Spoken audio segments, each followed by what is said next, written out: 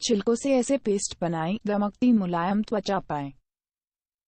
पुरानी कहावत है कि फल सब्जियों की जान उनके छिलकों में होती है, लेकिन आमतौर पर लोग छिलकों की पौष्टिकता का नजरअंदाज कर कचरे में निकाल देते हैं। लेकिन क्या आप जानते हैं कि छिलके आपकी की खूबसूरती में चार चांद लगा सकते हैं? जी हाँ, छिलकों में छुपे पोषक तत्व आपकी त्वचा में नई जान डाल सकते हैं। तो आइए जानते त्वचा की खूबसूरती के लिए छिलकों का उपयोग कैसे करें। संतरे का छिलका।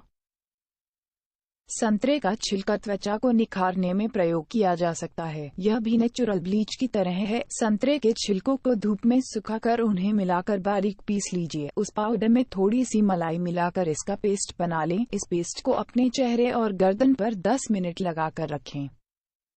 फिर साफ पानी से धो लें। दाग धब्बे दूर होंगे और त्वचा में निखार आएगा। केले का छिलका।